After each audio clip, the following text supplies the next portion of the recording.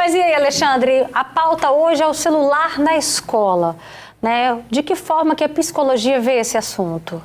Porque o celular hoje ele é cada vez mais frequente. A gente vê que as pesquisas demonstram que a cada pessoa tem pelo menos 2 celulares, estatisticamente falando, né?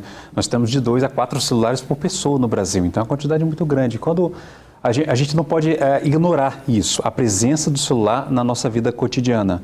E na escola, para ter o uso do celular, é até importante que haja um papel educativo de professores para conseguir colocar essa hora do celular, do uso do celular.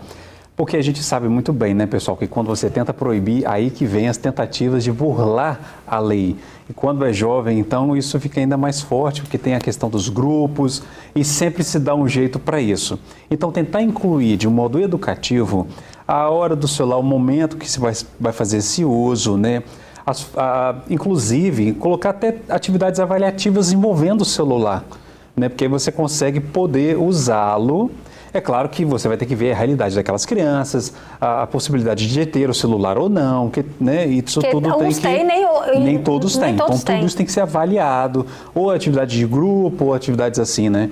Então, o celular por si não é uma coisa ruim, as tecnologias por si não são ruins. O problema é o uso que se faz, o abuso que se faz, né?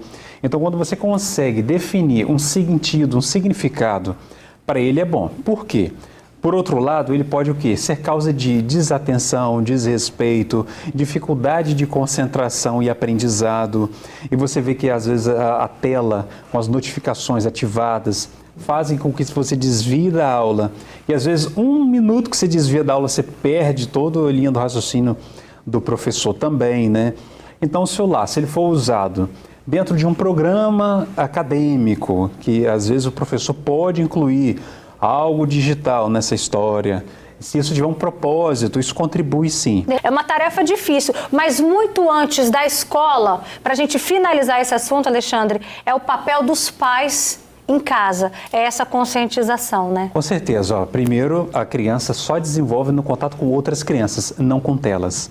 Então, a tela, ela pode ser usada também, até para ter contato com outros colegas, né, outros círculos da criança, jogos, etc. Pode ter ali também caracteres educativos, inclusive para aprender línguas, etc. Mas os pais têm um papel fundamental nessa história. Por quê? Um exemplo simples e rápido para a gente encerrar, às vezes aparece no meu consultório, a criança aparece, o pai leva a criança justamente com essa queixa, olha, não larga a tela, não larga a tela. A primeira coisa que a criança fala para mim, mas Alexandre, meu pai também não. Então, aí fica nessa como se fosse uma espécie de acusação, ao mesmo tempo espelho. Então, isso eu trago esse exemplo para uma reflexão dos adultos e pais, para justamente entender que você tem essa função de espelho para a criança, para o adolescente, e também conseguir colocar regras e limites, né? Porque ele precisa dessas regras e limites, por mais que às vezes ele discorde, né? Mas nem sempre ele tem essa capacidade de juízo, de saber o que realmente ele deve ou não naquela sua momento do desenvolvimento. Então é importante que os pais estejam presentes e, com certeza, o arroz e feijão de sempre dê o exemplo.